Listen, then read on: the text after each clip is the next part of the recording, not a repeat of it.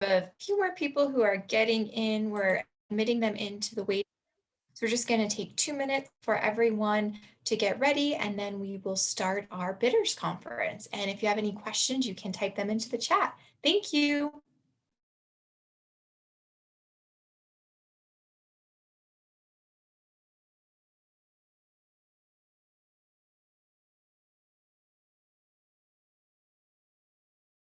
In as they are in the waiting room. So let us get started. So this is the virtual meeting or conference for the 21st Century Community Learning Center grant, which is an after school and summer grant. And this is funding available for next school year. So the 2022 school year. And just as a disclosure, this meeting will be recorded. So Becky, if we can please start the recording, so we can, if people want to go back and review this, and they're able to.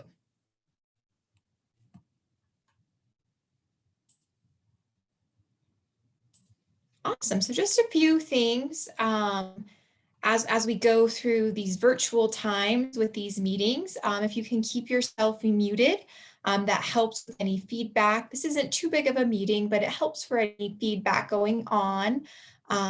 You can submit your questions in the chat box, and if you're having issues, Becky Peters is helping me today run the Zoom meeting, so she can help you with technical issues. We will be recorded, and I'll submit the copy of all the questions to the page where we have the question answers for this grant. If you haven't already done so, please be sure to complete the grant release email list form.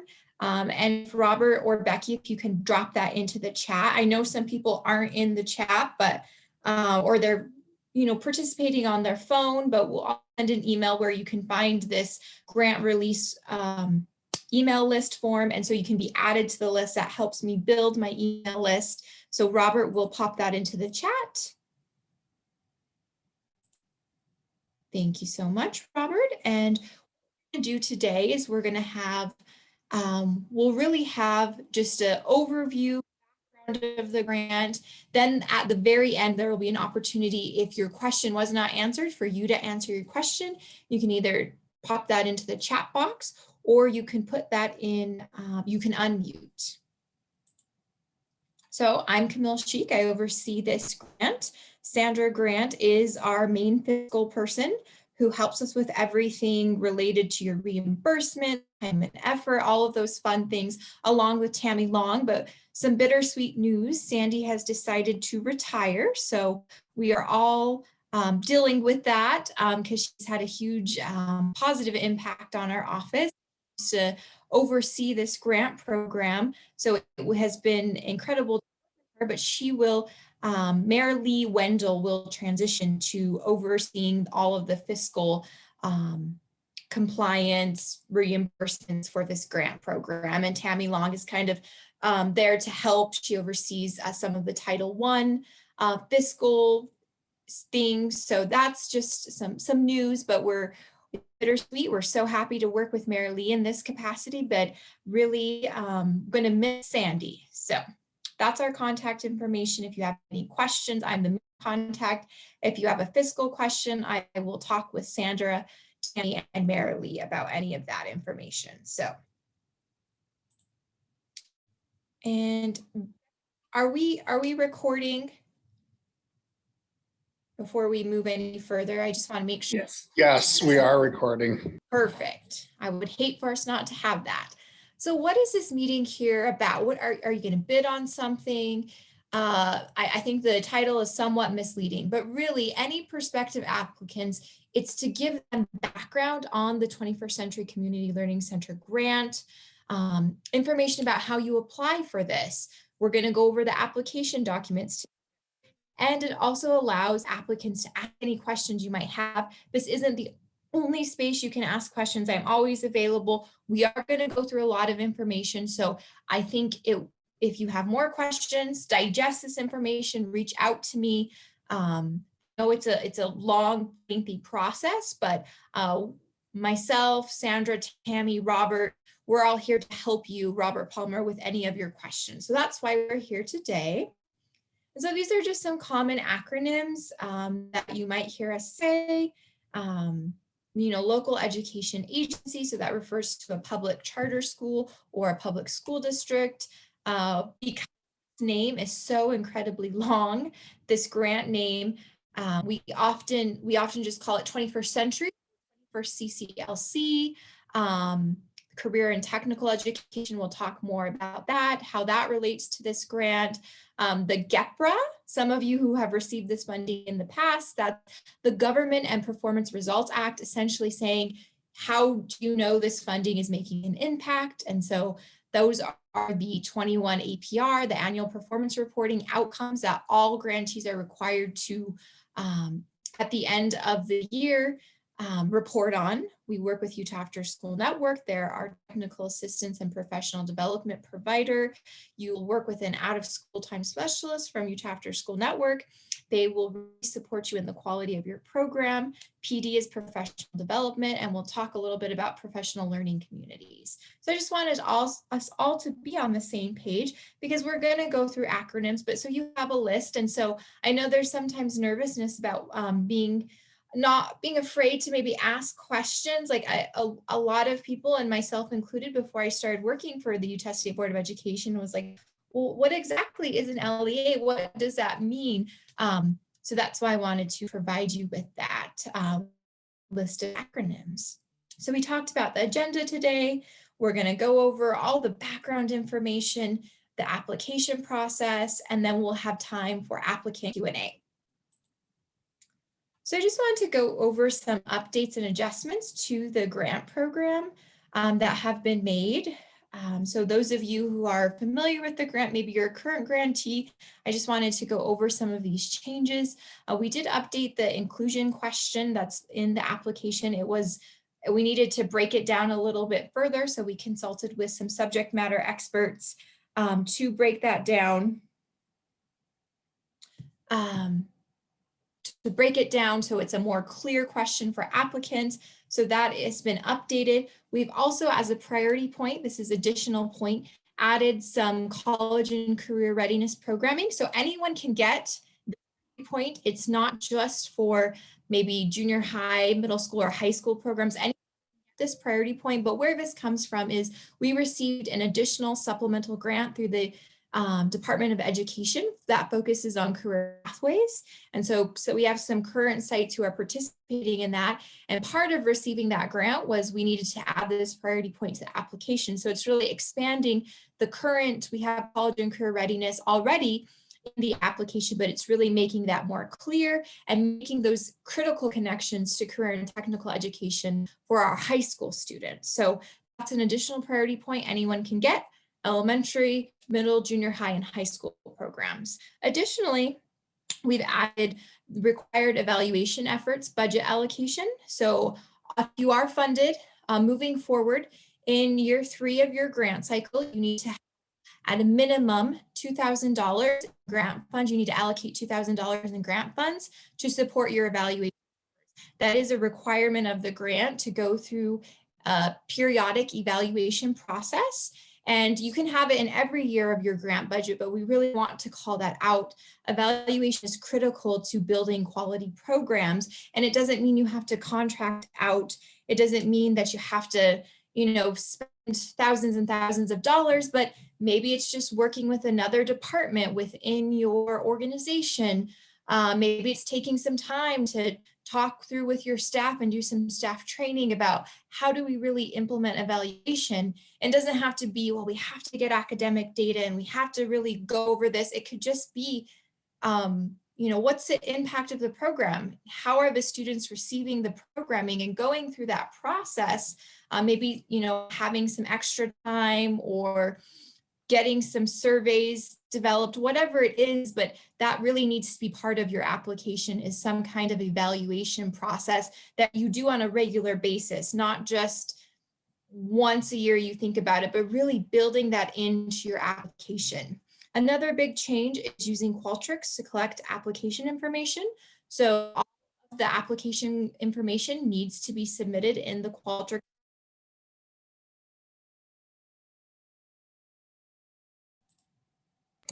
Camille, you are muted. Oh, I am so sorry. I don't know what happened. I apologize. When did you hear me last? You had just mentioned the Qualtrics link. Okay, sorry, it muted me for some reason. Or sorry about that. Thank you so much, Robert. The joys of a virtual meeting. All right, so we are going to use Qualtrics moving forward. So no more PDF form fill. You do have the application packet, which we will discuss. And the application packet is a Word document. So what I recommend is going through the application packet, filling in all of your responses, and then having one person copy and paste into the Qualtrics system. And you will be able to receive a copy of all your application questions. I don't advise just entering the information into Qualtrics without saving it in a place. So we'll talk more about this, but that is a change for that. And we will all share all the links of that and that information with you. And another big, hopefully a positive change, is allowing applicants to upload graphs and charts. So that's always been a request. And so now with Qualtrics, you can upload up to 7 graphs or charts, and you can refer to them as you're going through your application. Hopefully that makes it a little bit easier. Thank you, Robert, for sharing the application packet. If you can share the Qualtrics link, that would be great. So those are the changes, process those, and we definitely have time for questions. So these are what you need to do. I'm not going to read all of these, but you do need to fill out letter of intent form. So Robert or Becky, if you don't mind dropping in the letter of intent form link into the chat box. This is a requirement. It doesn't mean you're bound to submit an application. What this does is it really helps us anticipate how many applications we are going to receive. So that's due by the 23rd. April 23rd at 11:59 p.m. It's just a quick form. It helps us say, okay, we anticipate we're going to need 30, we're going to have 30 applications, so we need to get this number of grant readers. So the application questions, as I mentioned, are in Qualtrics.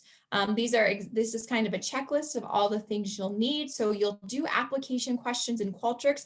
I'd recommend typing everything out in the application packet, copying and pasting.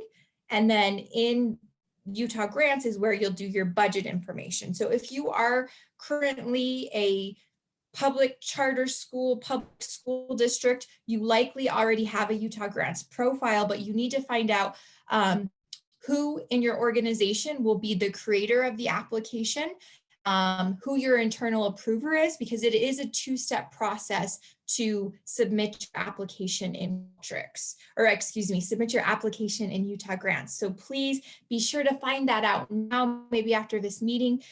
Talk to whoever you think oversees that, or if you're not sure, contact me, I can help you with that.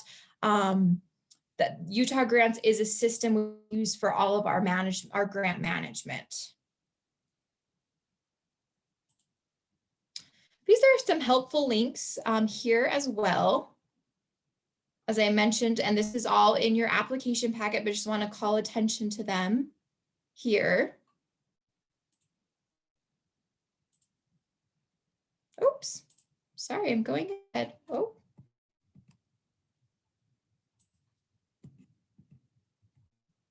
So these are just helpful links, and we'll go over these more, but I just wanted to have them in one spot for you so you could access all of them. And this will make more sense as we go throughout.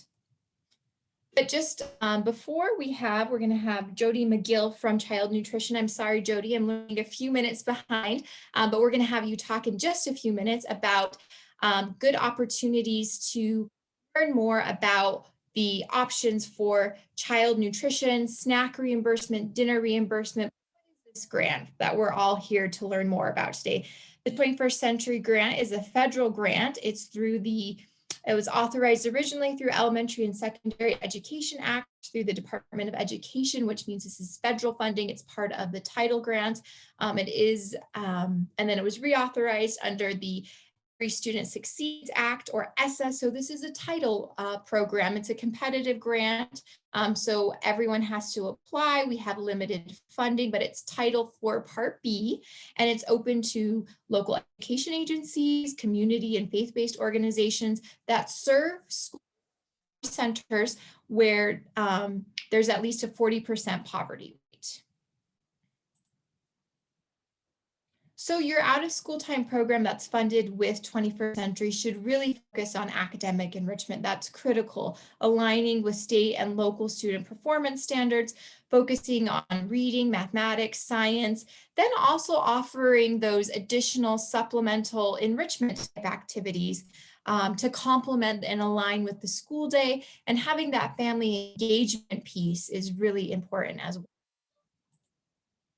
So these are our state goals and indicators, and I highly recommend as you're going through your application questions to refer to these, to write your overall goals and outcomes in relation to these.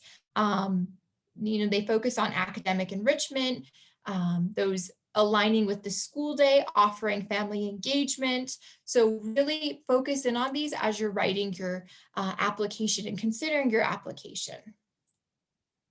So if you have any questions about the appeals process, you can contact Zach Christensen. He's our Director of Purchasing and Contracts. So if after you go through the competitive process and you have questions or concerns, Zach Christensen will handle those appeals. Here's his email information right here. So that's that process. It's after you go through the competitive process. All right. So now we're going to have Jody McGill. And Robert or Becky, can you pop into the chat the child nutrition one-pager?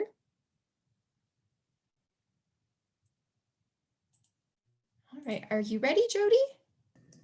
I am. Thank you so much for being here. You're welcome. So my name is Jody McGill. I'm the Community Programs Coordinator in Child Nutrition Programs.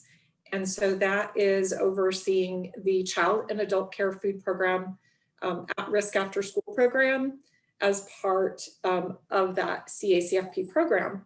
So what was put into the chat is actually, it is a 5-page handout, but it's very detailed, explaining the differences in options for nutrition programs that you can utilize.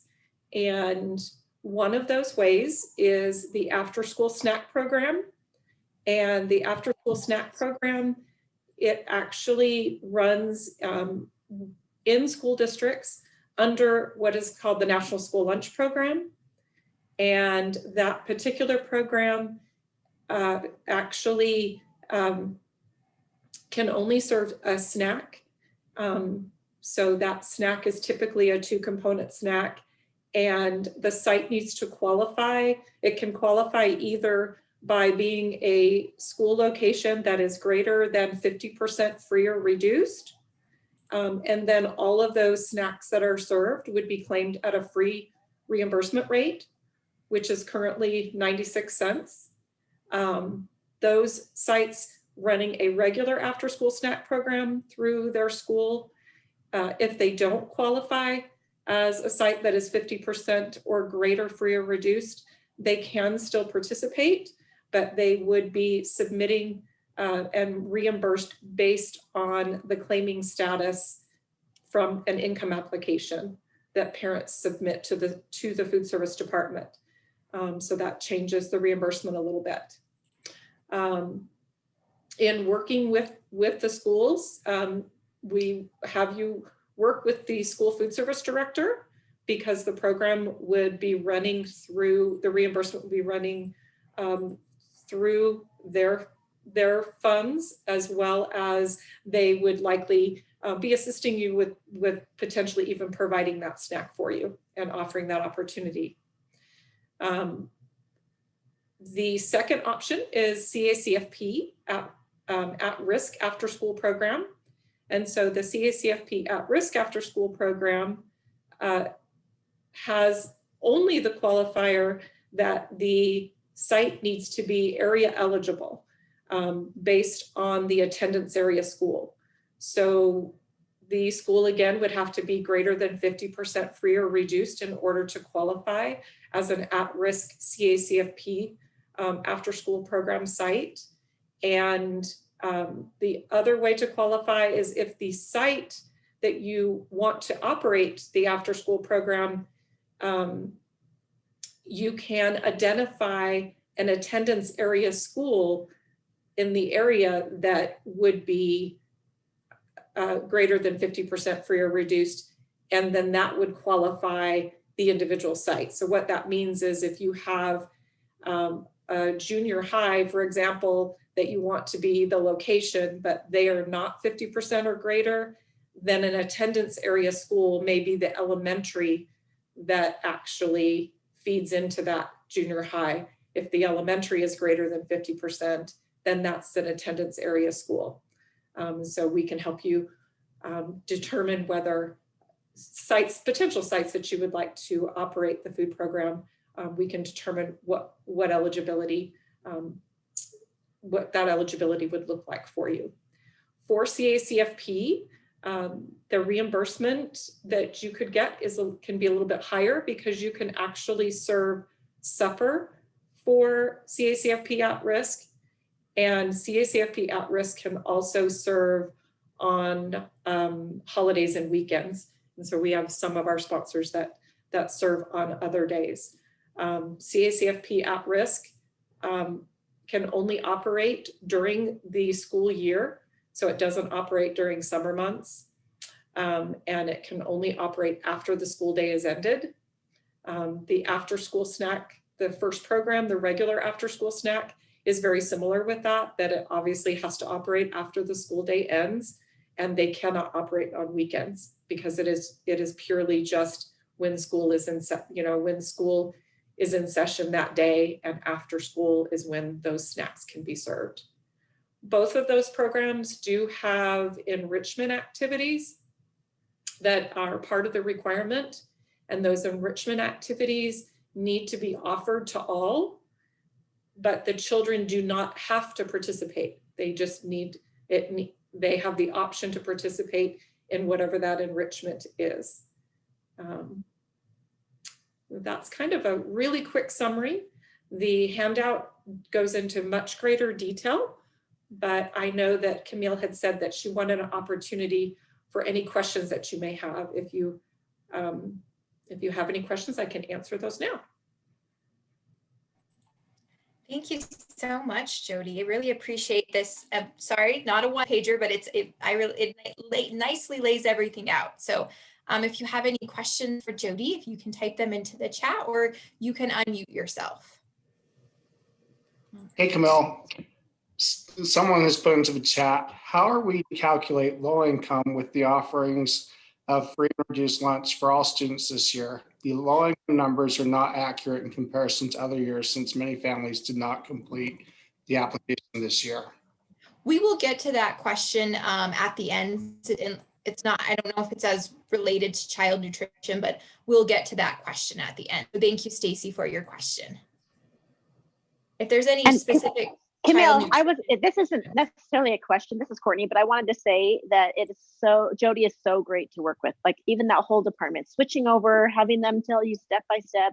If you're clueless, if you don't know anything that you're doing, each one of them that help out are so helpful at email, returning that, guiding you through, giving you the links, the step by step play. So if you're feeling like I'm overwhelmed when I read their things, they're so good. So I just wanted to give a little shout out to them that Davis School District is better because they are there helping me every step of the way. Thank you, Courtney. Yes, the child nutrition team is awesome. Any other questions for Jody?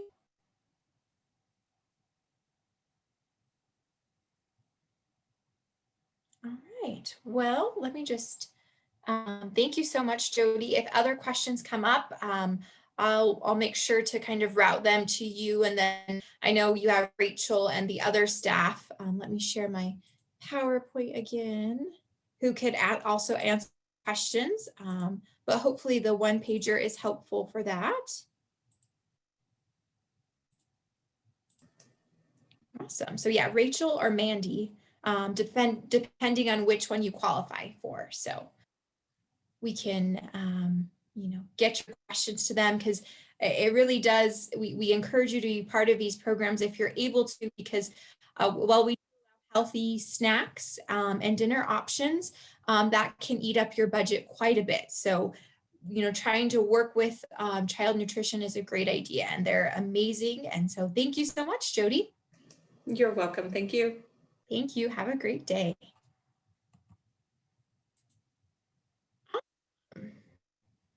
So I hope that was helpful to know a little bit more about how your programs can connect with child nutrition, regardless if you get the 21st Century Grant or not.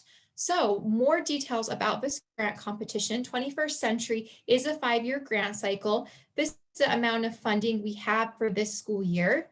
For the, pardon the typo, the 21-22 school year. I still don't have that in my head. It's too many 20s.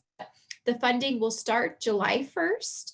Again, all of the information for your budget will be done in the Utah grant system, including your award letter. So that's why it's important now if you don't have a profile in Utah grants, you need to get registered. Let me know if you don't know who to contact. You have a Utah grants profile for your organization, but you don't know who to contact. We will let me know. We can figure that out together, but let's do that now. We never want to wait until the very end to try to figure these things out. It's stressful for everyone involved. So let's figure out that Utah grant stuff now.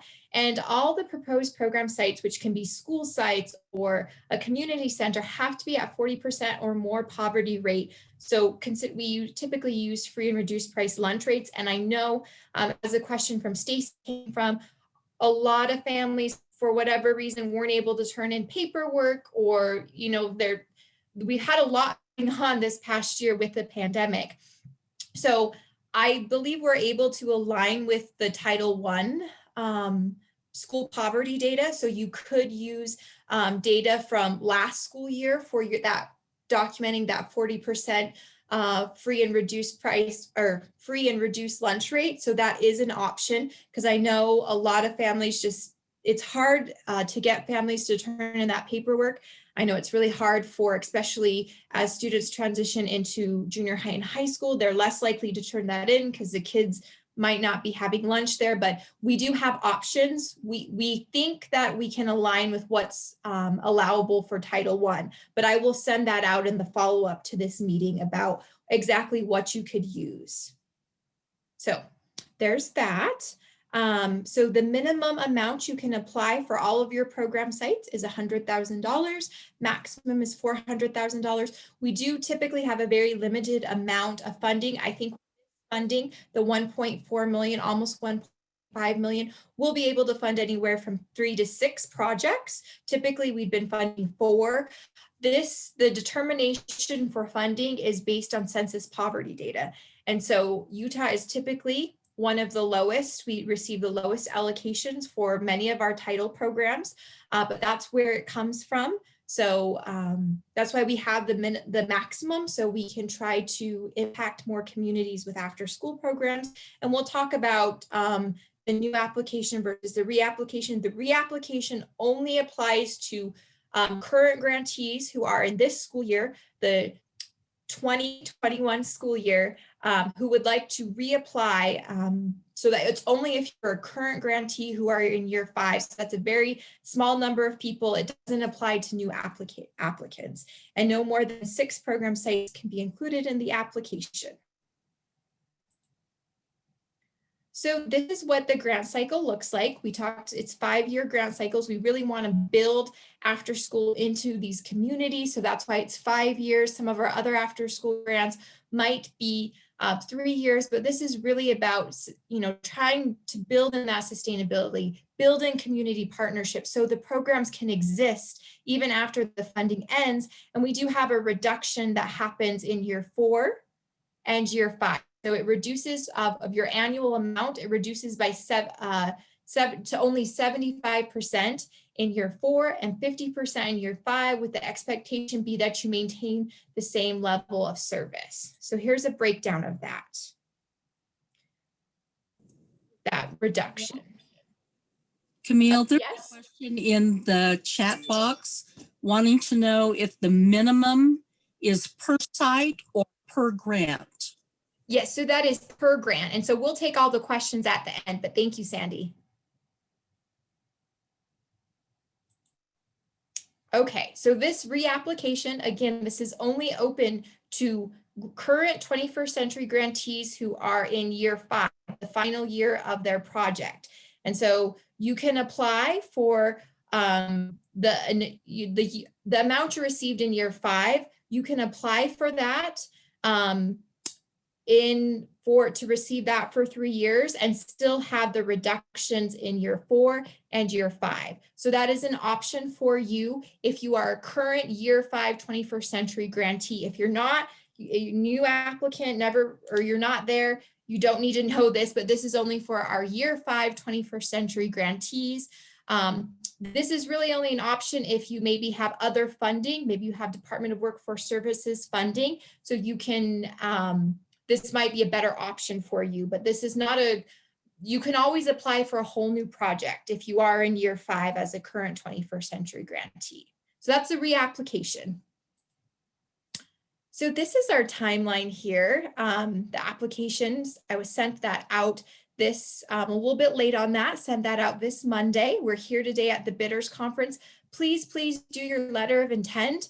Robert or Becky, if you can plop that into the chat again, then again, this is non-binding, but it really just helps, and you could, do it all before you leave here today. So it's not binding, but it helps us determine how many grant readers we'll need. The budget due in Utah Grants on 5/26, 5 p.m., as well as the application questions in Qualtrics are due at 5 p.m. as well on the 26th. Please don't wait until the last moment. That's why I encourage you now to start going through the application packet, finding out in Utah Grants, do I need a profile? If we have a profile, how do I become added as a user? There are some instructions for Utah Grants in that public folder, the 21st Century Public folder, that we can take care of. So that will help you. And Robert or Becky, if you can pop in those Utah Grants information, and then we'll have the grant review period from starting. Once you do it, we'll prepare the applications. They go to the readers. We take about 4 weeks to do that, and hoping to have notifications out right before the July 4th holiday, and trying to get the information into Utah Grants as soon as possible. So that is the timeline. And please don't, I encourage everyone to really not wait until the last moment. It's very stressful, especially if we're on Utah Grants at like 4:55 p.m. We're trying to get the internal approver. It can be so heartbreaking if you've already done your application and you're just waiting to do your budget and you don't get it in. I've been on lots of frantic phone calls at like 4:50 trying to get it in, trying to get the internal approver. I think we've all had a year of stress and lots of tension. So let's get in both the application questions and the budget maybe a day before, or even that afternoon, like 2 or 3. So because also with Utah Grants, I can't change the application date. That is someone on the Utah Grants team. And so I don't have access to change things. So once it closes, it closes. And so, and typically, 5 o'clock, the person who oversees that, we're not likely to get a response. So do it early, think about it, process it, reach out to me if you have questions. All right, so the grant scoring process, there's 242 points of the application. 42 of those points are additional competitive priority points, and all of the applications are reviewed by an external list or external group of highly qualified grant readers who utilize the scoring rubric. And in previous years, the scoring rubric was a separate document, but now it's in the application packet. So as you're writing and developing your responses, you can see how you will be rated by this group of highly qualified readers. And so our team provides the grant readers with an in-depth training on all parts of the application, similar to what you're having today, about the process. Many of them come from after school youth development backgrounds. Many of them might be previous administrators who have since retired or moved on to other areas. So that's how it's scored. You can always receive your comments, either if you're funded or you're not funded, you can always receive your comments. We're always trying our best to encourage our grant readers to provide thoughtful, meaningful comments that can help you, not just with this grant application, but hopefully future grant applications. I know there's a lot of funding out there with the, the coronavirus relief. So just providing you better information for your next application, whatever that may be. And again, that award letter will come through to the Utah grant system. So these are just the responsibilities of if you do receive funding, it's really important to attend our annual orientation meeting. That's where I provide updates to comply with all of the fiscal requirements. So time and effort is a really important part of this grant. Documenting if you have braided funding, just documenting that, helping you set that up if you need some support. We're always here, following the allowable and unallowable expense guidelines, collecting the data that's required. We talked about the federal reporting. That's very important, as well as your periodic program evaluation. Fees are very critical of having advertised free option for those students who are eligible for free lunch, that they don't have to pay anything, and that you have a sliding fee scale for those who would qualify for reduced lunch. We have what we call the continuation application that happens in years 2 through 5, as well as your annual budget, where you can provide us an update about anything that's changed. We'll have Utah After School Network talk in a bit, but they are our official technical assistance provider. And so they might we're hoping to resume observations with an observation tool called the Program Quality Assessment Tool, as well as the self-assessment known as the Quality Tool. Your participation in federal and state evaluations, we're trying to ramp up what that will look like. So participating in that. And then of course, which is so critical, these programs are for your community, these quality programs you're building. So reporting all the positive things you are to your community. And you can do that through your evaluation process of, what is our program about? How are we supporting students and families? How are you reporting those amazing outcomes that I know you will all have to your communities, to, make after school part of this education system wherever your communities are across Utah. So we talked about program fees. So if any program is collecting program fees, which is considered program income, Utah, for the Department of Education, has a waiver that allows our grantees, 21st century grantees, to collect program income, but you have to seek prior approval from us. So if you are awarded, there is an approval process that you have to go through, and those program fees, or that program income, which could include program fees, has to be reinvested back into the program, and the same allowable and unallowable cost requirements still apply. And so we will monitor those. It's really important if you're planning on doing that you have a sliding fee scale with an advertised free option. We need to make these programs accessible to all students, especially those students who might not be able to pay. And then here's a link for more information about the school fees team. All right. So that was a lot of talking. We're going to take a 10-minute break for you to refresh. I know it's lunchtime to have some lunch, so I'll kind of go through the questions here and see if I can't answer some of them in the chat, but we will come back at 12:20 to resume the rest of our conversation. So let's take a 10-minute break.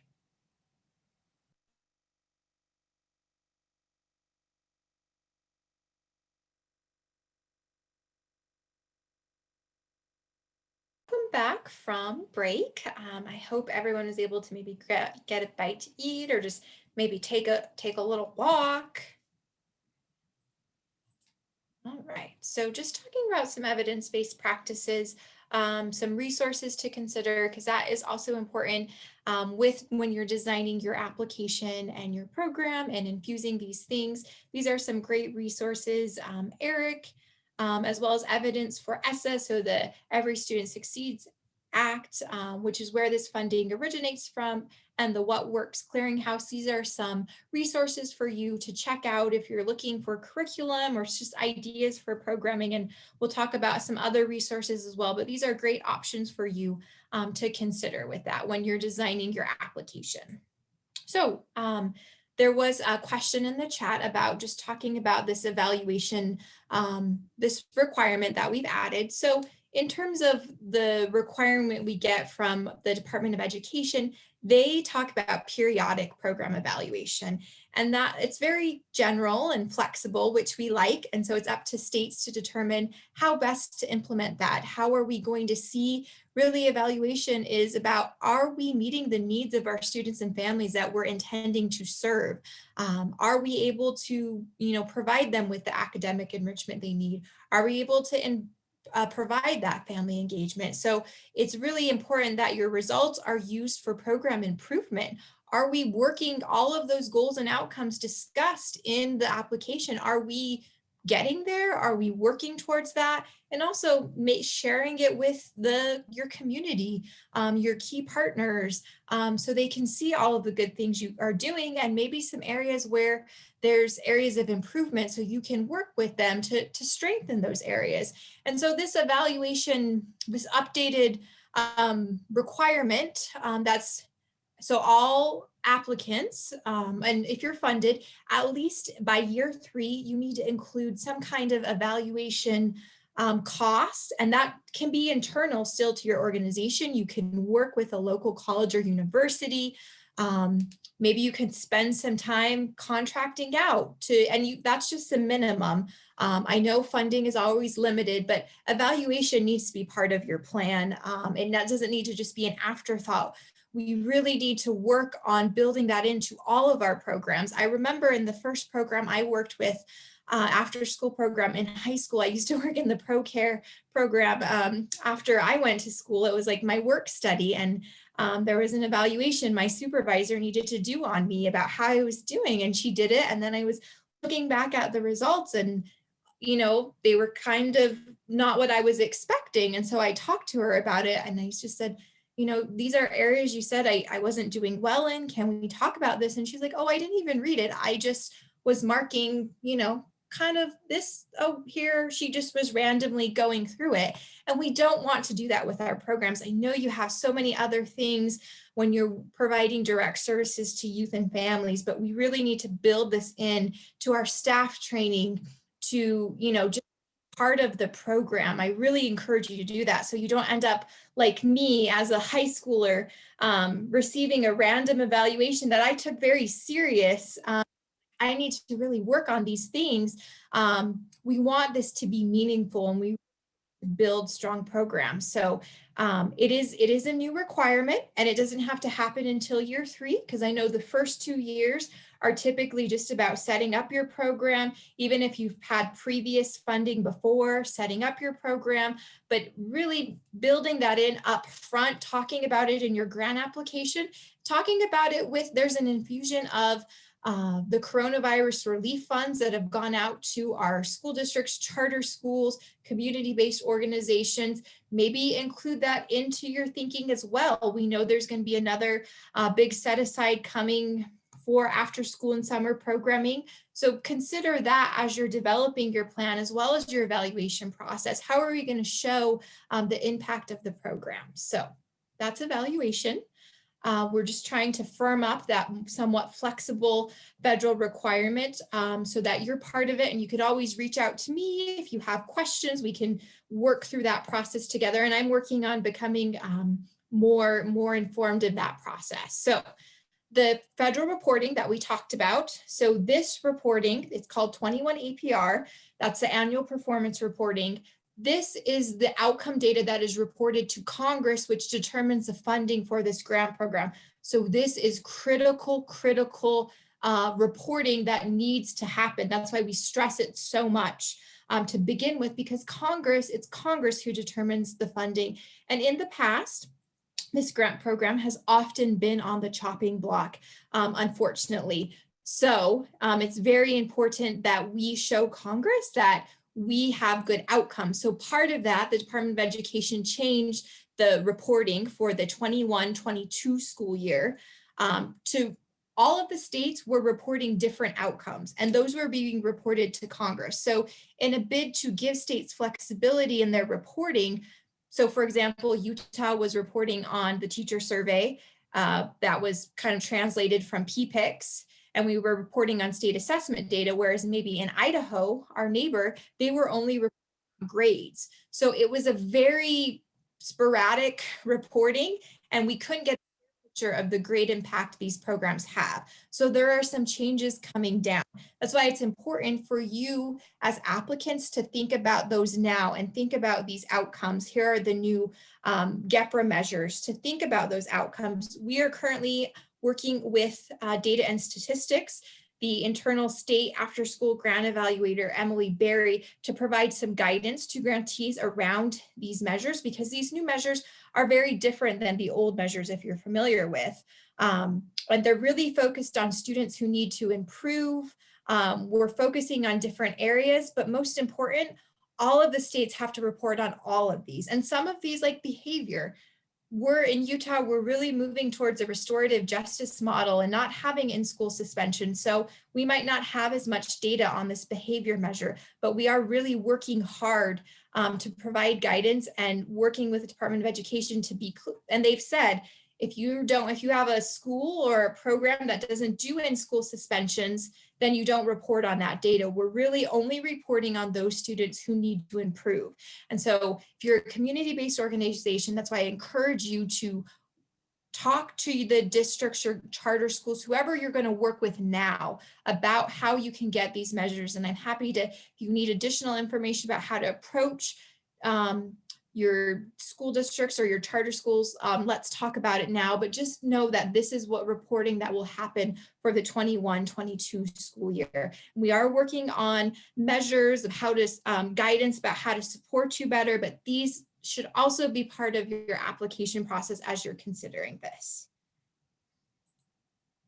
Great. So another key component of 21st Century is family engagement.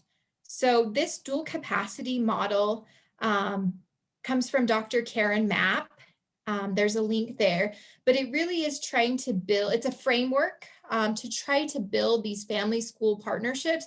So taking family engagement from beyond just your family nights to really being instrumental in how you're coordinating those family engagement activities, especially after we're all coming out of a year of the pandemic and limited interaction. But what other things can you do besides perhaps just doing family nights? How do you take that further? How do you expand that? So this is just a resource for you to consider as you're developing that question. Your application response is, how does this all work? What are some other things we can do? And how can we partner with families and not just think of them as, well, they come to our activities, but and not all families can come, and you're not going to have every families participate, but how could you connect maybe families who need it with adult education services, other services through the Department of Workforce Services for job support, things like that. So this is a resource for you to consider.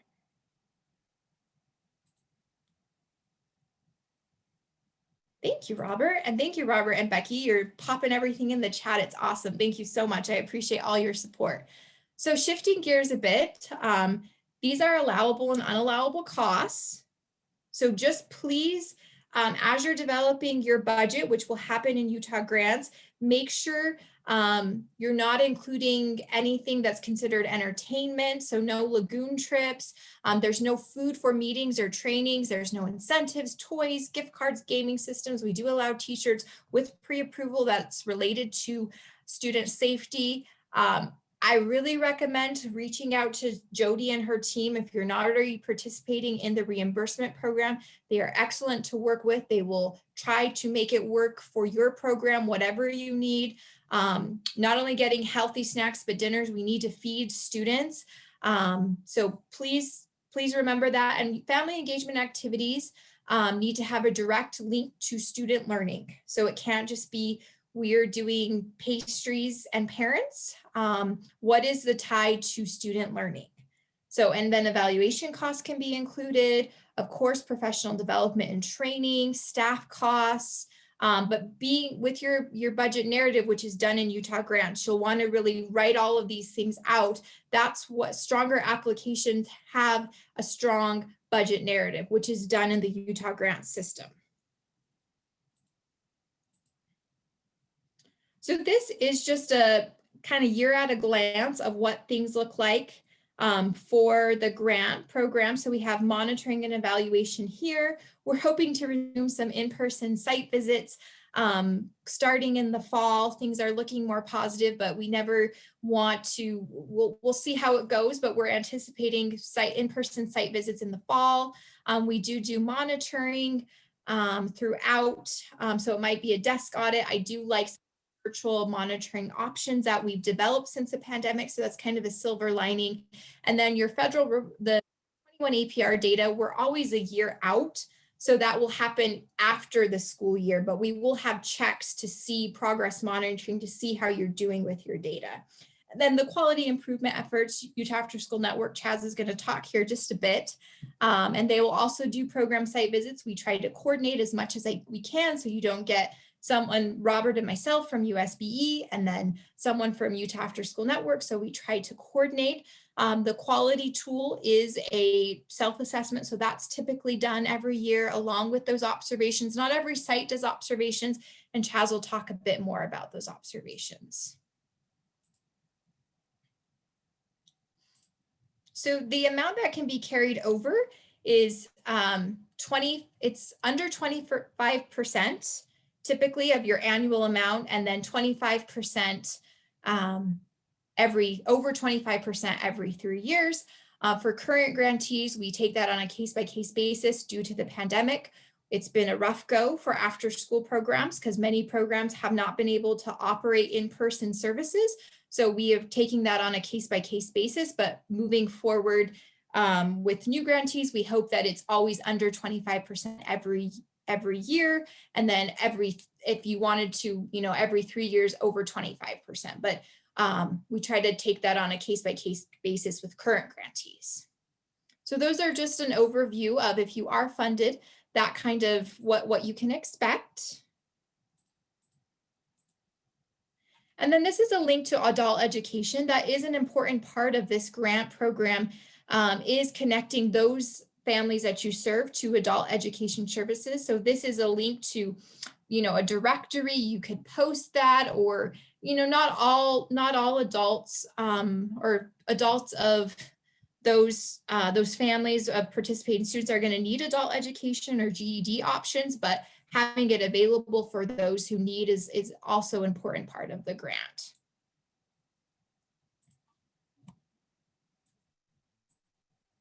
All right.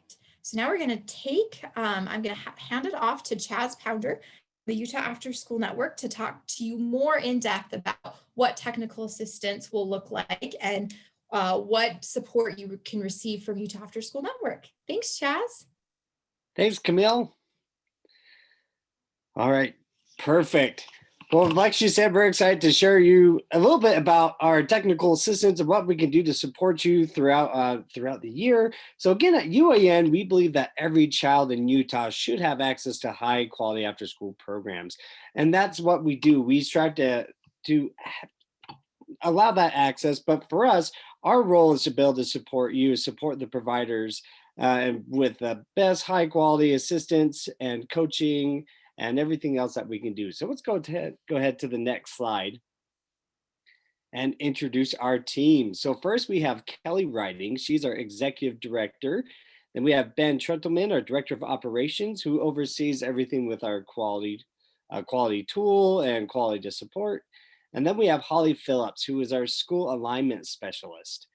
And then we have Emily Holdaway and Amberly Motz. They're our professional learning director and coordinator. They're the one that puts together our Jumpstart conference and all our professional learning opportunities. And next we have Cassandra Wambach, who is newer to our team, but she is our AmeriCorps director. So she has been working with a lot of your programs already. If you're interested in having an AmeriCorps staff member, they will focus on STEM programming. So we're really excited to have her be a part of our team and to have that resource as well. And then we have our OST team.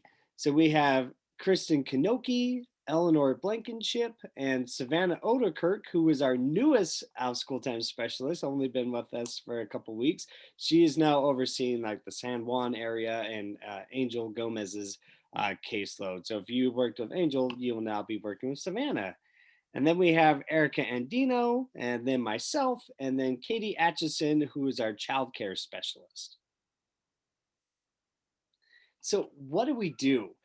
At the Youth After School Network, we are here to support high quality programming with our programs, staff, and after school as a whole. So we're going to go into each one a little bit here. So with supporting programming, first is our consulting. This is where we get to build relationships with you guys. We share how-to knowledge and understand where the process of where you guys are at with your program, and then be able to provide the best content and support that is needed for you. We want to make sure that we have that tailored technical assistance that you need that best suits your program. And then we provide the coaching. That's the hands-on or how to apply these best practices and knowledge to your program. And then we provide presentations and facilitate trainings. And so we have this through our webinar series on our website. Also, we are happy to do in-person presentations, again, that best fit your needs. So whatever we can do to support you.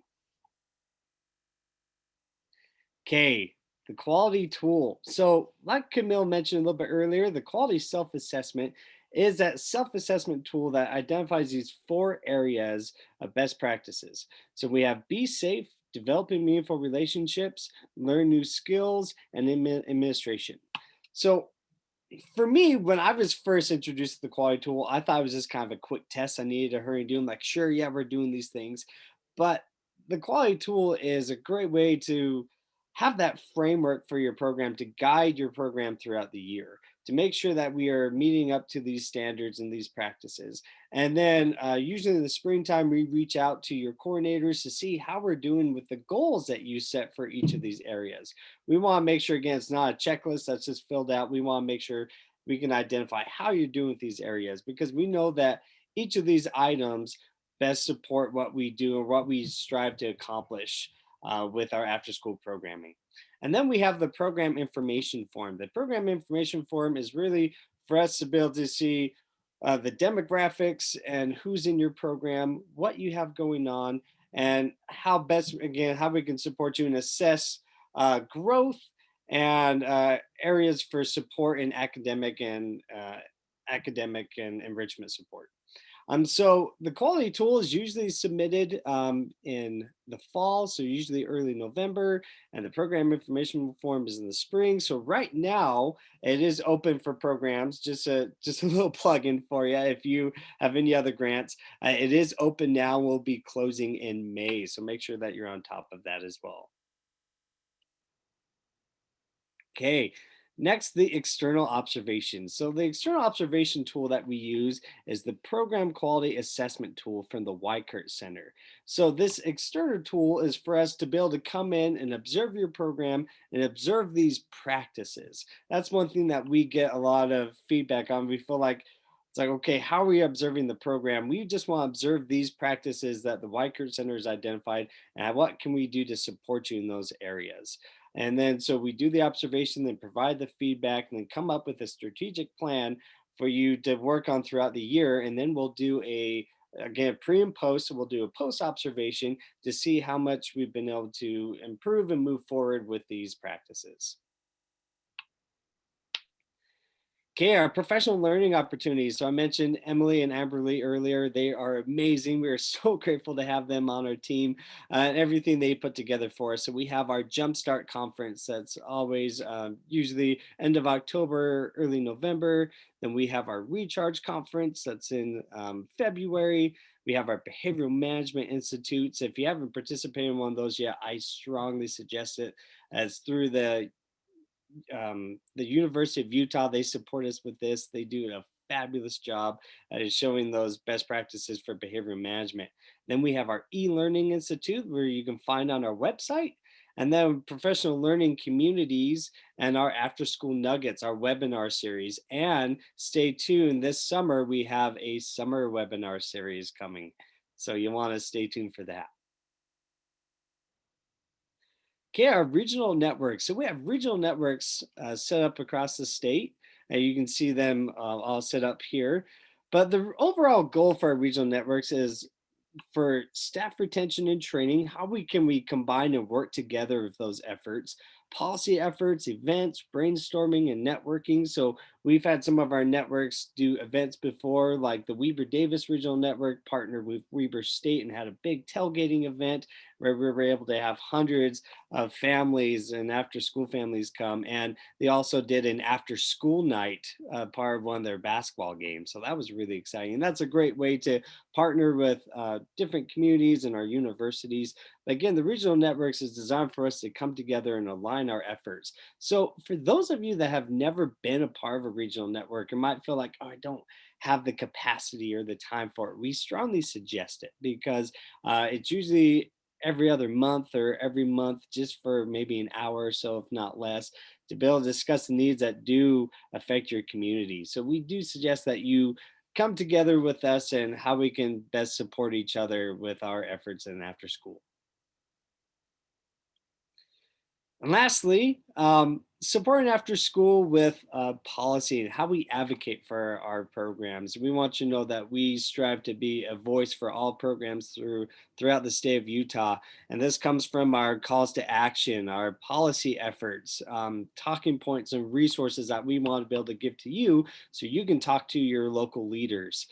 We have our annual after school day on the Hill. We had that virtually the last year, which was really exciting, and virtual again this year. We have our After School for All challenge, and then most of you are familiar with Lights On After School.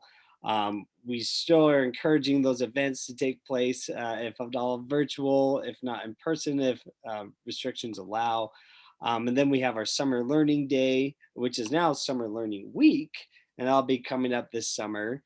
And then the State of After School Programs in Utah report. If you haven't had the chance to check that out on our website, we strongly recommend it, because it gives that overview of everything that we're doing and all the great, wonderful outcomes that we've been able to collect to show the success of what you guys are doing in the field.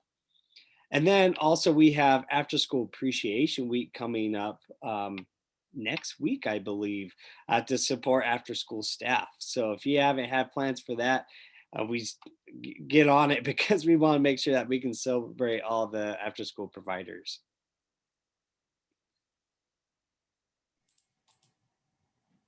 There we go.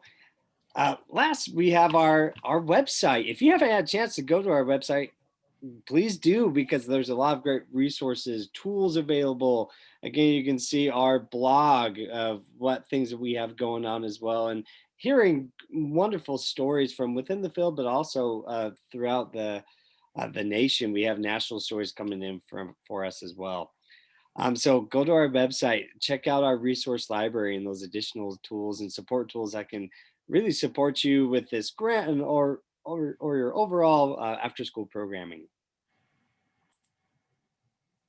Okay, I know that was a lot of information, but if you have any questions for us, you can reach out to our info account at info@utahafterschool.org, or you can reach out to any of our after school out school time specialists, or our director of operations, Ben Trentleman. Again, we are here to support you. That's what we love, what we do, to support all our after school providers, to provide that tailored assistance in anything that you might need. So I know this is a lot of information, but if you have any additional questions or what TA is going to look like. We are, again, working with Camille and also other providers at DWS. Hopefully we'll have those in-person visits coming up this fall, and we're looking forward to that. Awesome. Thank you so much, Chaz. Great resource, and definitely check out the website. Thank you. Thank you. So just following up with that, quality is we want these programs to be quality. That's really important. So we follow this continuous quality improvement cycle. So that's really important. And I'll show you the next slide, but we do have some Utah State Code and some Utah State Board of Education board rule that has to do with standards for high quality programs. So this is really important that these are now codified in Utah State Code, and they align with the 4 areas of the quality tool. So we want these programs to be quality. So with your applications, I really encourage you to look to these standards, to check out all the resources with Utah After School Network, because at the end of the day, this is kind of the model we design technical assistance, professional development from. Is at the end of the day, we want positive youth outcomes. We want youth to be successful, not only academically, but to have those really critical what were called soft skills, but I think they're essential skills. We want those to happen, but we know that can only happen when we have quality programs that also have an evaluation process, that are looking at, they have data-driven improvement cycle, so we can see where we are. And it's not just, well, we wrote this in an application and we were able to get funded, but really that we are able to show the impact of these programs, because it's all about the students at the end of the day. And so when you're designing your goals and outcomes, please consider not only our state goals and indicators, but this model as well, to consider dosage, to consider the professional development for your staff. Thank you, Robert, for the links. You're awesome.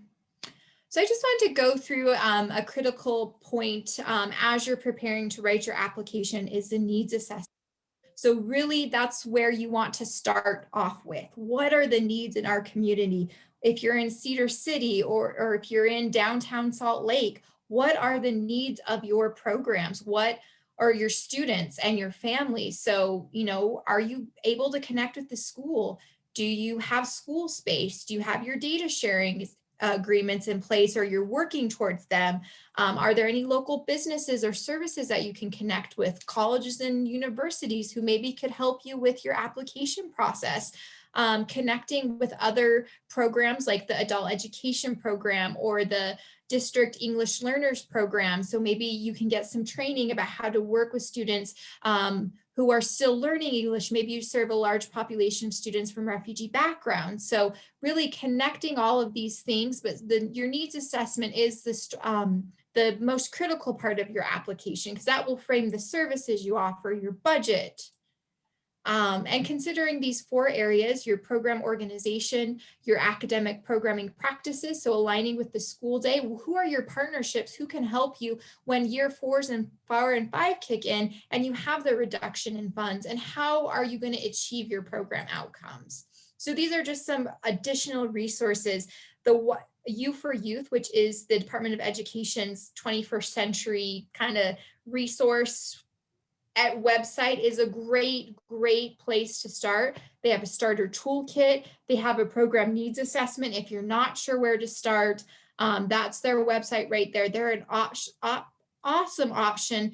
And then CEDL, which has now been it's now in American Institute for Research, is kind of roped into that, but previously they had a really great guide. They still have that on there, and I think a lot of that still holds true. So these are just some resources for you to develop, to look into and hopefully develop into your program.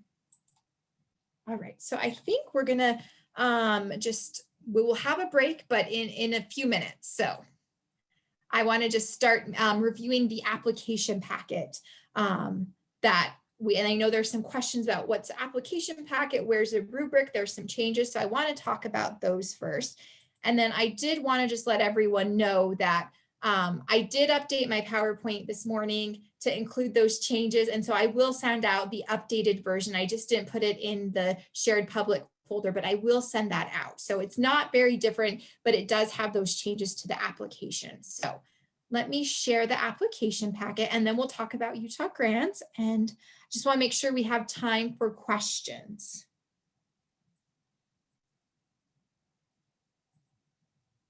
All right. So this is the application packet or guidance. And this has all of the information you'll need for this competition. It has all the links you'll need to go to for everything. I really recommend, as you're going through the process, to start here with when you're considering your responses, and then enter things into Qualtrics. And then of course you'll have your budget in Utah grants. So it has really, hopefully it's a one-stop shop. I know that in the past, we've had the rubric, we've had application packet, application guidance, we've had it all in multiple places. We've had the PDF form fill, but hopefully this eliminates the need for a separate rubric. The rubric is all in here with the questions, so you can see, you can type in here as you want, then copy and paste into Qualtrics, and I'll show you that link. But this has the application checklist. So everything that you'll need, please fill out your letter of intent form. It's a quick and easy process. It doesn't mean you have to apply. It's just helps us with grant readers. Hopefully maybe it helps you bring your different partners together. All of the application questions which are listed in this packet will be completed in Qualtrics. So that will include organization information, program site information. We'll now have file uploads. So no more of those program site information sheets. I know that makes me happy. I don't know about you. Private school consultation. We'll talk about that. Alignment with the local education agencies that you're working with. Of course, the application questions, they have a maximum character limit of 10,000. And then you'll have these file uploads. So the gap analysis form, the school principal letter, absolute priority. We'll talk about what that is in just a bit.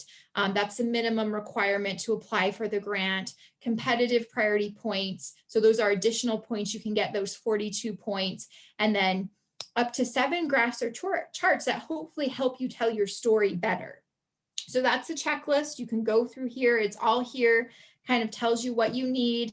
Budget information, again, is in Utah grants. If you don't have a profile or you're confused about Utah grants, please email me. We'll work through that together, but it's important within your organization. All school districts and charter schools, public charter schools, will have a Utah grants profile. It's finding out who the key point of contact is to either, if they want you to be the creator and you need to have a profile added, that's something your key point of contact does. So we can talk about that, but budget information is in Utah grants as well, and that's due the same time as the application. These are some helpful resources. Again, please go through this process. It has just helpful links to the CMP page, adult education directory. We talked about data sharing a lot. So there's the example data sharing template. There's a question and answer page, which I'll post all of your questions from here today. Some resources for the competitive priority points. So the list of school improvement and turnaround schools with some notes, because there's a little bit different. There's a priority point for being on the intergenerational poverty report list. I mentioned the Youth for Youth website. It's a great resource, Utah After School Network. Here's our state goals and indicators, which you definitely should consider as you're going through writing your application, as well as considering measures. That's why that data sharing agreement is so critical, and figuring out, is this data we can access? How are we going to set up the program so we can collect these, knowing these are really critical outcomes that we report to Congress, and then Congress determines if we have funding or not. So these are really important. It's the 21 APR reporting. And then a lot of what we discussed today. So if you wanted to go through it more in depth, I know this is a lot of information, but every kind of mirrors what we talked about in the PowerPoint. So I lied, there's 3 documents. There's the application packet guidance, there's the Qualtrics questions, which you'll have a copy here so you can see exactly what you're entering, and then the PowerPoint from today. So this is just additional information. really a mirror of what we've discussed today. Program assurances, these are what you're required to do. So all programs need to be operating 10 hours per week during the school year, 32 weeks during the during the school year. We don't have requirements for summer, but potentially maybe you want to include summer, but we don't have requirements for that. So these are really your guidelines for what, review these. We've talked about a lot of them, program income. So that's what they are. Thank you, Robert, for sharing all those. Okay, so now we get into some of the questions. So again, this response is completed in Qualtrics, and we'll show you what that looks like in just a bit. So you'll have all of your organization information. If you're a new application or a reapplication, again, reapplication is only for current grantees in year 5, current 21st century grantees in year 5. Program site information. So I do ask that you submit a document containing your proposed program operation so we could get rid of those program information sheets. We might request additional information if you're funded. So ask some specific questions. Do you have data sharing? Are you going to have a healthy snack? The private school consultation. So you need to reach out to any private schools in your area. This is for our school districts. Is that right, Sandy?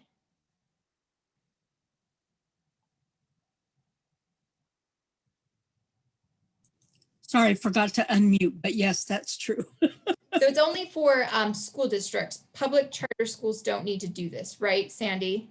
Correct. Based organizations. And so you can, if you are one of those and you just put that in your application, it doesn't necessarily apply to you, but for school districts, you will need to go through this process of reaching out to them, documenting that, keep that documentation on hand if you are funded. So it's important to reach out to the private schools in your area that you propose to serve. And so maintaining that documentation, an email, if you set up a meeting, whatever it is, and just kind of documenting that here. Now, this isn't scored, it's just required documentation we need to keep as, for in case we are audited by the Department of Education. So that's important. If you have questions about that, let us know. And then this is for everyone, and it is a good practice to, if you're not the local education agency, so the school district or the charter school, maybe you're a community-based organization, reach out to them, include them in your planning, and try to align where you can. I imagine a lot of your goals and outcomes would be very similar. So it's important to start this process, and that can also help with conversations around data sharing and, how can we work together to support what's happening in the school day in the out of school time space. And it's not going to be just another 2 hours of what they do in the school, but how can we align areas when appropriate?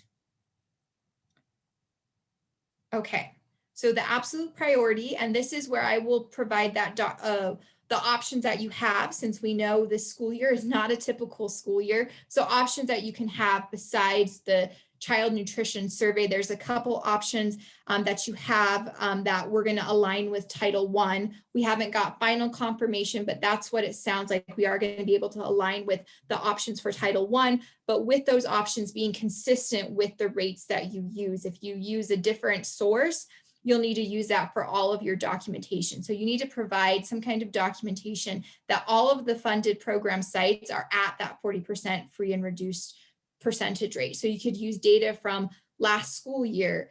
There's some other options about using temporary assistance for needy families information, and I'll send that out.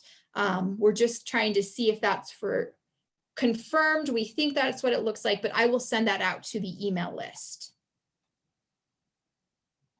Now, these are competitive priority points. And so what that means, these are additional points for your organization, and some require documentation and some don't. So it's important to kind of check, start off with this application guidance before you start entering into Qualtrics. So it's important that as an organization, you submit the application with a community partner and a local education agency, so that you're working together to provide these services.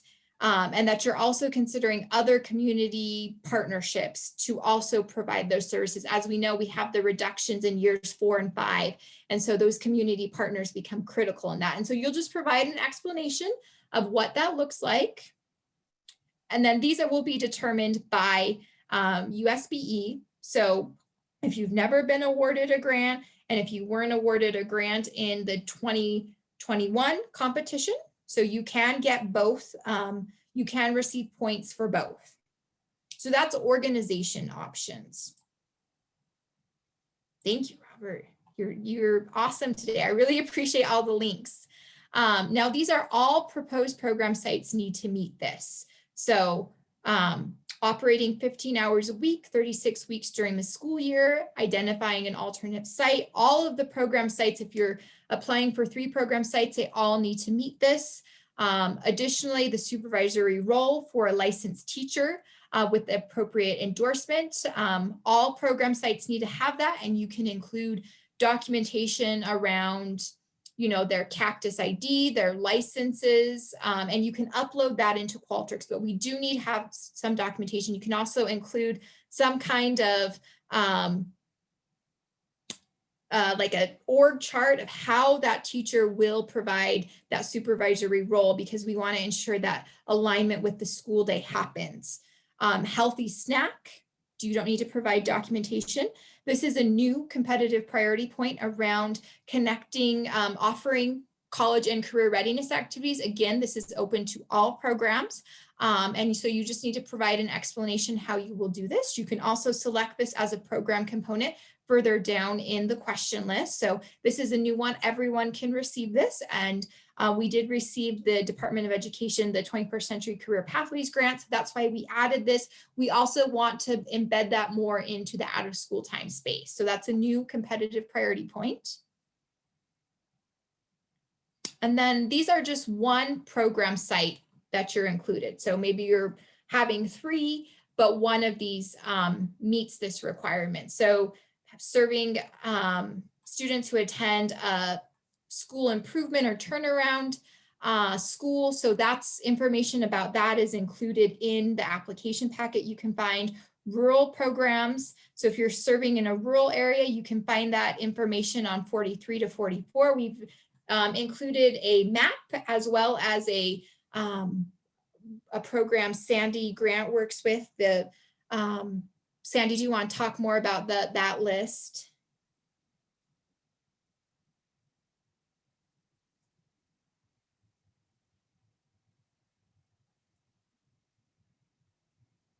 Well, the list comes from the Small Rural School Achievement Program, so we've added that. And if you feel you have extraordinary documentation about why a program site could be considered rural, we will accept that, and it is up to the grant review committee to determine if that is sufficient documentation if you are not on the map or on the rural school achievement program. It's kind of a mouthful. So if your program serves more than 50% of students from refugee backgrounds, you do need documentation. That documentation could include a letter from an administrator, something showing that you will serve that students who are from refugee backgrounds.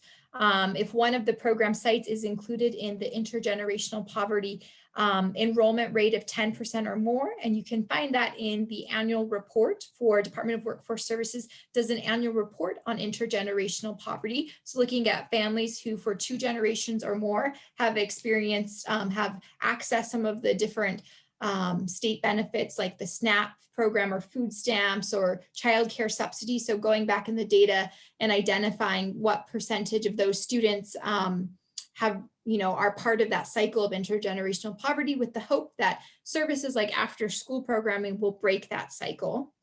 Serving a teen program, so middle school, junior high, or high school. This does not count if you are serving a K through 6 school, 6th grade, that would still, if you're serving K through 6, that would still be considered elementary. And then if you're serving any pre-K or kindergarten students, and that does not require documentation. So those are the competitive priority points. Review those, make sure you're submitting your documentation. Now we're getting into the application questions, which you will submit in all this information application questions will be submitted in Qualtrics, but you have a copy of all of the application questions. So as I mentioned, needs assessment really frames your application. And so as you can see here, you have your scoring rubric right here for it. With just kind of adapted that. That was a separate document, but now it's all here together. So you can see everything of what you'll be scored on, what things to include in your application. And then you do have some application guidance about ideas of data you could use. Then your project design.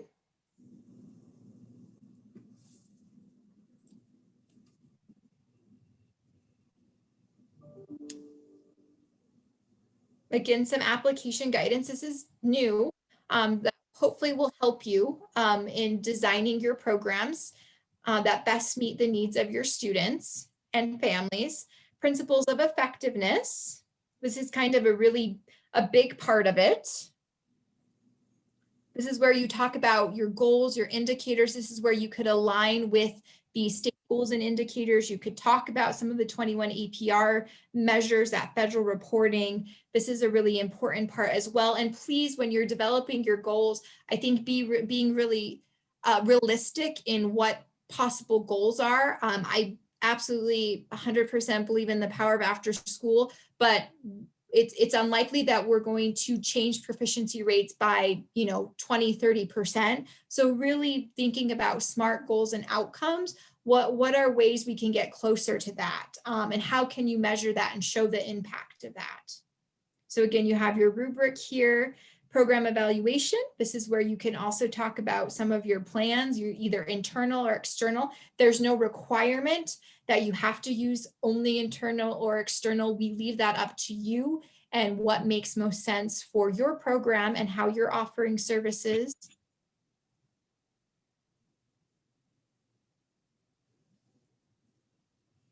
And then academic achievement, how are you going to align with the school day? So we give you a little bit of application guidance to help. The program components has been updated to reflect having college and career readiness, as well as the connection for career and technical education with high school students. And so you select 3 components here. You don't have to focus on all of them. There's 3 of them. And again, these are your more enrichment type activities. How are you going to blend those in along with the academic enrichment activities? Inclusion, this question's been updated. Hopefully it's more clear to everyone. I did include, we're not going to go over all those inclusion resources, but I wanted to include that. Nate from Special Education created that resource, so I wanted to include that here. But this question has been updated a bit.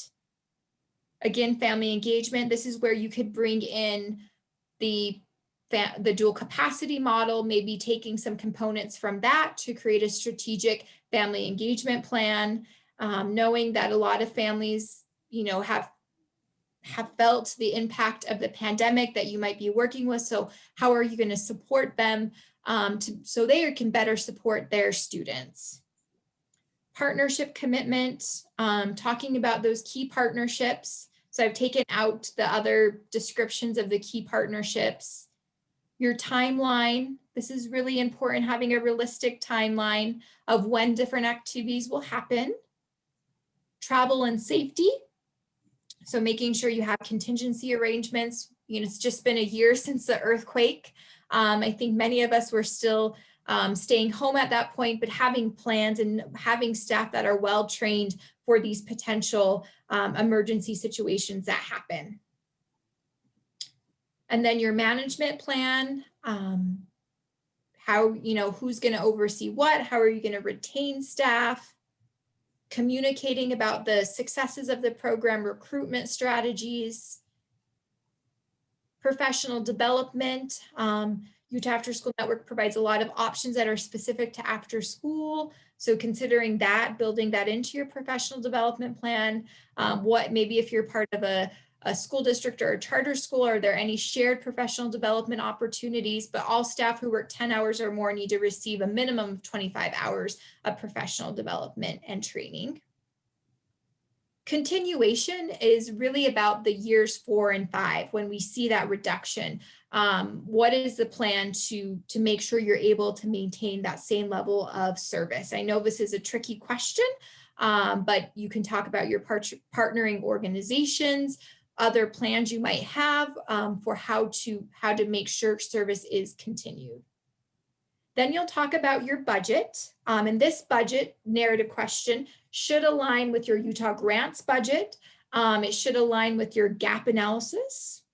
Sorry, I'm just going to scroll down to that. So you'll do a gap analysis, one per organization, one per application. So you'll do a gap analysis and it should all align here. This is where you'll also talk about potential plans for year 3 around those evaluation efforts. That should align with your evaluation question as well. So here's the gap analysis form.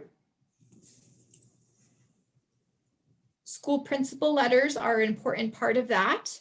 So you could also include a letter from a superintendent if that's the decision your district or charter school makes. But these are just what we're looking for and in a school principal letter. And then this is the rural information. So we use this map that I have borrowed from Department of Workforce Services, but we've also included this small rural school achievement program list. So that's here. This is the application packet. I'm going to take you quickly to the Qualtrics form, which please, I really encourage you to fill out your questions here or on another Word document and not just directly into the Qualtrics form, because and maybe just having one staff member do that and having it submitted towards the end of May when you're ready. So kind of working through the questions here, I think it's helpful to see the rubric here. So let me share that. One moment. And then we will have time for questions.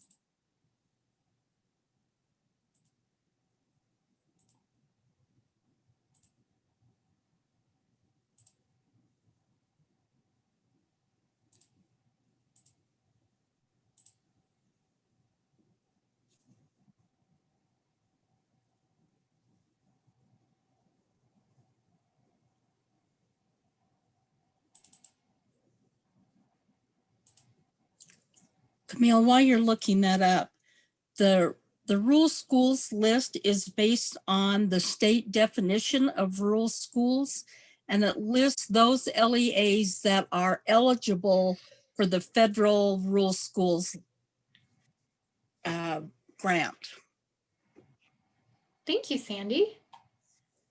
All right, so here is the Qualtrics application form if you'll want it. This is where you'll fill out all your application questions. Again, this is due at the same time as the budget.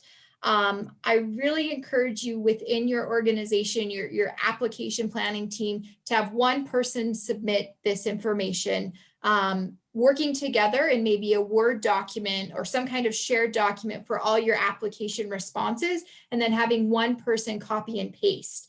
The PDF form fill was becoming very unwieldy, and there's so much duplicate information that we didn't use as much. So Qualtrics also has a save new feature depending on how your cookies are set up. So it will, where you've left off, unless you clear those, maybe your school clears those, our organization clears those on a regular basis, but it will typically have a save and continue feature. So wherever you last left off. But again, having one person perhaps enter, you'll use these black arrows at the bottom to go forward and go back. So these are the program assurances. So again, this is all mirrored in the application packet. Hopefully it's not as painful as the former PDF form fill. So you can upload what your plans for programming are instead of doing all those program information sheets. This is where you'll fill out your private school consultation. Again, these are the arrows, how you'll go back and forth. This is where you'll submit your documentation. You'll have options to submit that. This is the competitive. These are additional points. Wherever you need to provide documentation, it will list that. And then we get to the application questions. So there is a character limit, and it will kind of tell you how many you have remaining. So I took from the PDF form fill about how much space you'll need. You don't need to utilize all of the space. That's not necessary, but it is, you know, just so you kind of know. That's why I think copying and pasting is your best option here. So I'm just going to go to the, I'm just going to quickly scroll through these, but they all have it mirrors what's in the application packet.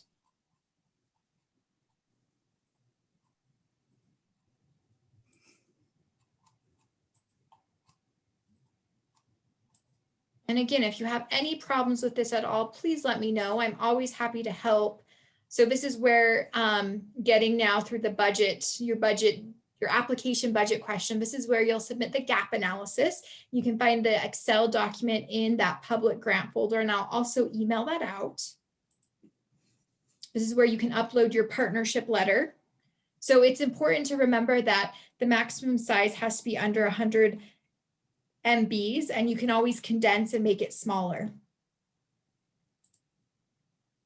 And then this is the optional where you can include your charts and your graphs. So up to 7, whatever you want here that will help you tell your story of your application the best.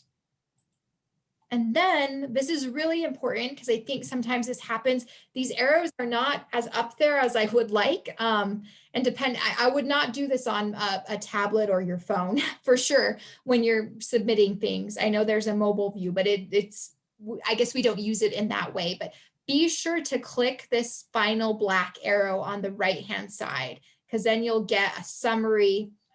It'll say this. So you'll want to get this. And I'll be monitoring this as we go throughout the day as we get closer to the submission, and I'll be there if you have any questions or concerns. But really save your responses in another document in case something crazy happens. You just never know. So that's a Qualtrics form. I'm just going to wrap up a few before we take questions, some information around the Utah grants process. And again, the budget information is not yet in Utah grants.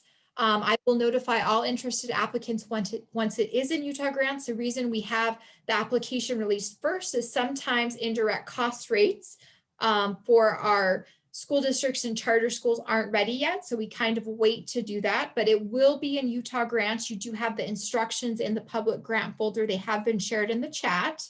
So that's where you'll do your budget information, and that budget information should align with your budget application question information and your gap analysis. So if you're interested in a indirect cost rate, please contact me. If you're not sure of what's going on with Utah grants, that you don't have a profile, contact me now. I would say contact me sooner rather than later so we can work all out. That's really important. And then as you're just going through the application in Utah grants, the first person to start the Utah grants application is the creator, and that's the only person who can edit the Utah grants application. So sometimes people are really excited about grant applications and they accidentally click yours and then they become the creator. If that happens, let me know. We'll contact Utah grants because we'll need to change ownership. So again, that's another thing to consider within your organization. Who will handle the Utah grant side of things? And I'm always happy to do a training with your organization on Utah grants. I don't see what you see. I see a little bit different, but the instructions are very helpful. They've made some improvements to the Utah grant system to hopefully make it a bit user-friendly. So again, it requires that two-step approval process of whoever the creator is needs to submit it to the organization's internal approver, who then submits it to USBE. And I would encourage you not to wait to submit this until 4:55. It causes a lot of stress and anxiety. So again, application is due 5/26 at 5 p.m. That's so it's within the working hours of Utah grants. So in case we do need to adjust things, if we know ahead of time, it's a bit easier. Again, at 4:55 on 5/26, it's really hard to get adjustments made. So you will need a Utah grants profile and a user profile. All of the public districts and charter schools have one, but you might need to be added as a user if that's a determination your organization needs. So this is your budget narrative. And then applications are complete, your application questions are completed in Qualtrics along with your documentation. All right, so we have about 10 minutes left for any questions you may have. So if you want to type them into the chat, or you can unmute, but thank you so much for listening. I know that was so much information to just kind of dump on you, but I hope you're processing it and know that myself, Sandy, Tammy, Marilee, Robert, we're all here. If you have questions or want to talk through things, connect you with previous grantees or current grantees, whatever it is, or help with the data sharing. We really want to be a support to you to build these strong programs. So looks like we already have a few questions. Oh, thank you, Robert. Awesome. Okay. So we have one question. So all the schools or community centers have to be at 40% at a minimum. They can't be rounded. It has to be at 40% or more. So that's why we call it the absolute priority. That means that's a minimum requirement to apply. If sites aren't at 40%, they cannot be included in the application. And just kind of remember that just because they're receiving Title I funding does not mean they're at 40%, because schools can receive Title I funding if they're at 35%.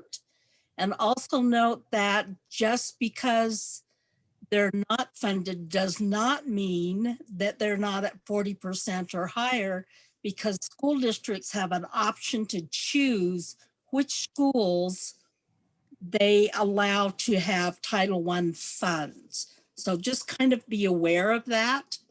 And if you have a question, please ask. Thank you, Sandy. No, that's very true.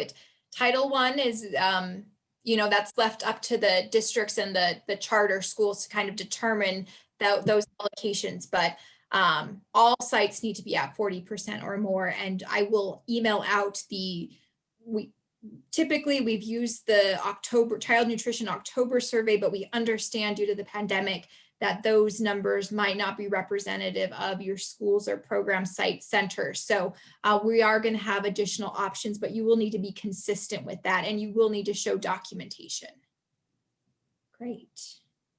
I think maybe everyone is just processing all of the changes and information.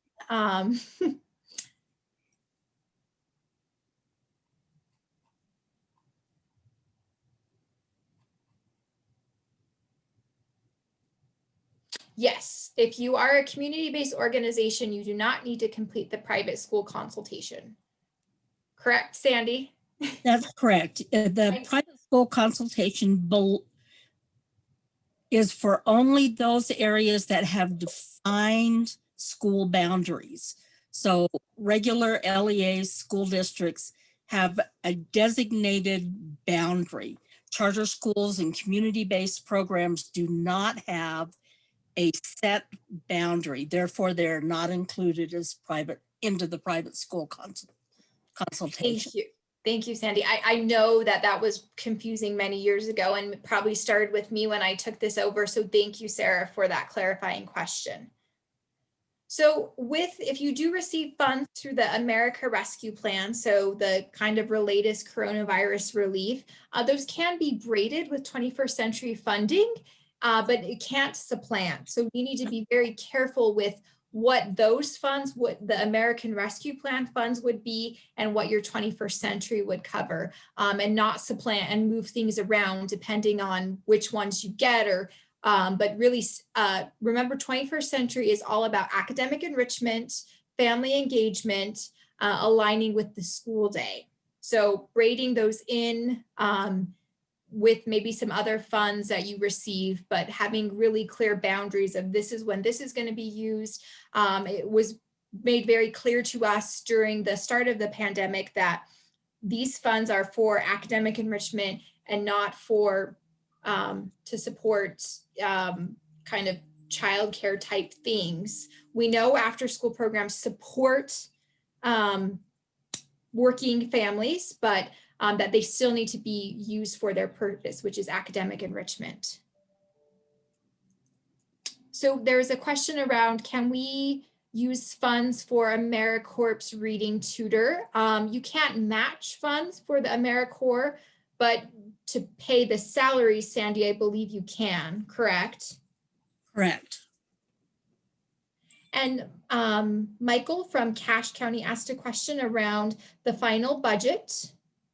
Yes, so it would be based on the first year. And then if you're awarded funds for years 2 through 5, you do an annual budget in Utah grants. If anything, we know sometimes staffing changes, funding changes. So you're just projecting what your first year would be. And remember that you want to project what you think the actual costs per year are going to be. Don't plan on trying to save for another year because you can't do that much carry forward.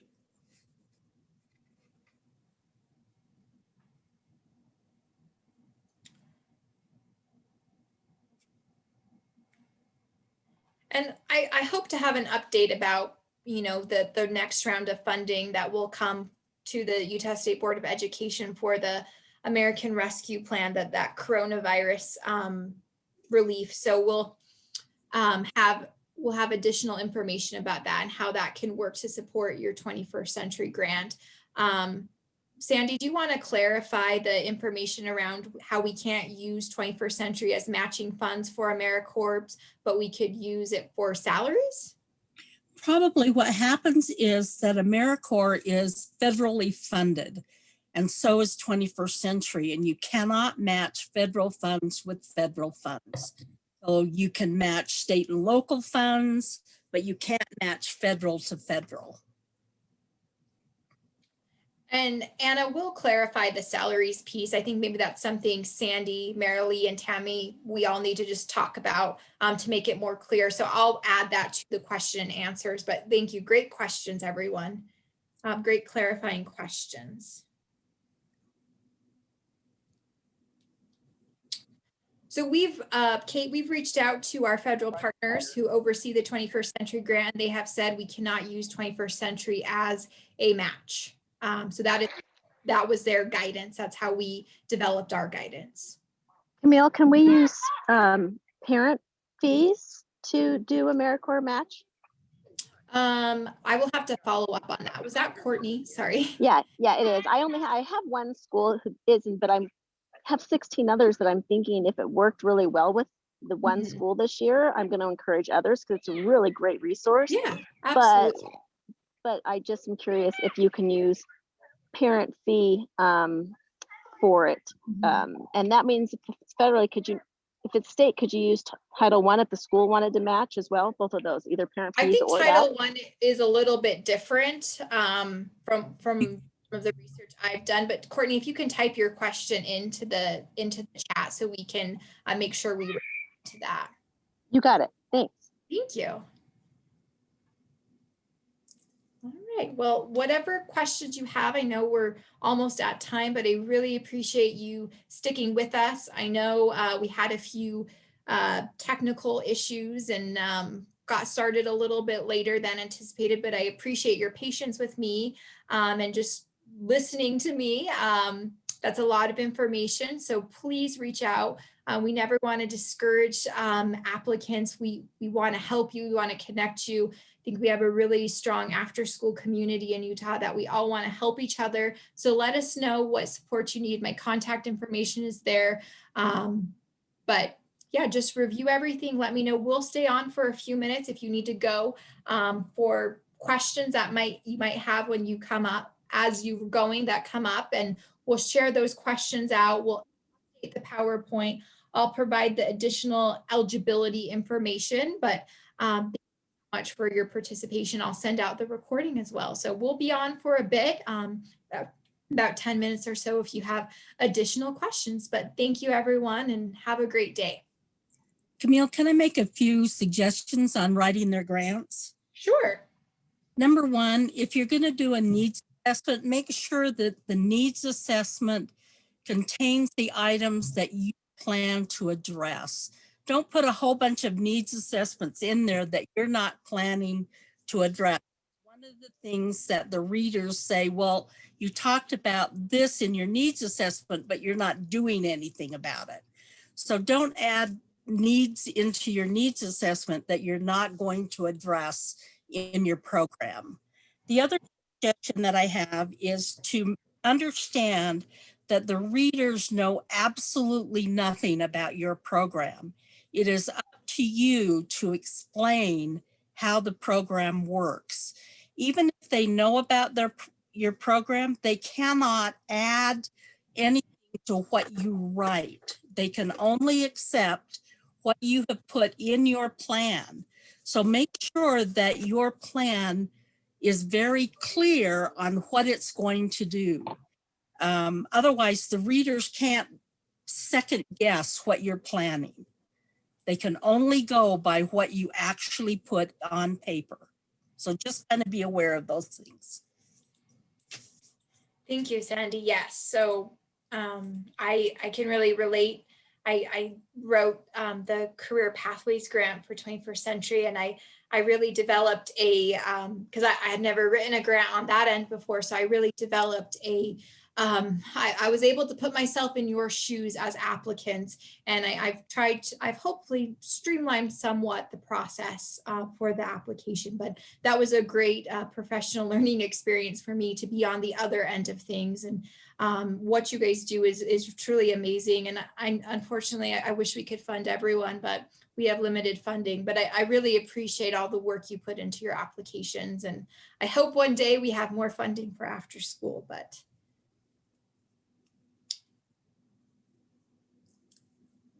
so there was another question. Can 21st Century funds be used for monthly payroll taxes, accounting fees? Sandy, those would be considered indirect costs, correct? Or well, payroll taxes would be part of fringe benefits, but accounting fees. Yeah, accounting fees usually come under the heading of indirect costs. So if you are interested in a community-based organization and you don't have a indirect cost rate with us, please reach out and we'll work with our financial operations team to see if we can set up a process for that. I don't know if it would be this year, but for years in the future. Thank you.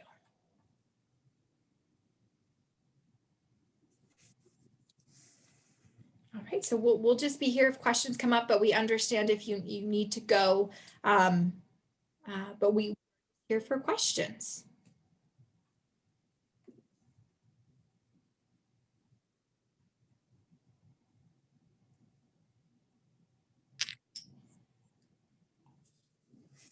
I just want to say thank you. This was extremely informative, and I'm just going to be listening in to see if anybody else has questions.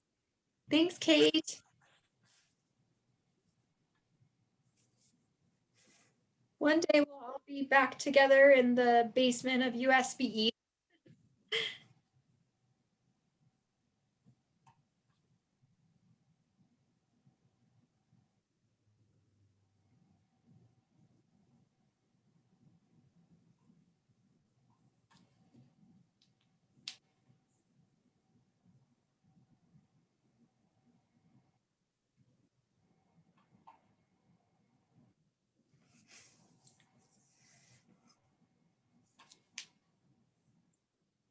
Thanks, James, for keeping your camera on. I was always looking at you when I was speaking, so thanks for keeping your camera on the whole time. It helps me to look at people.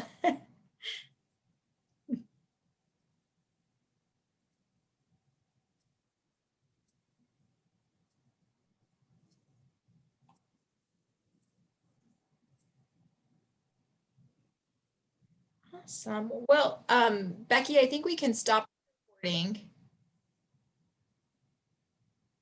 to stay on.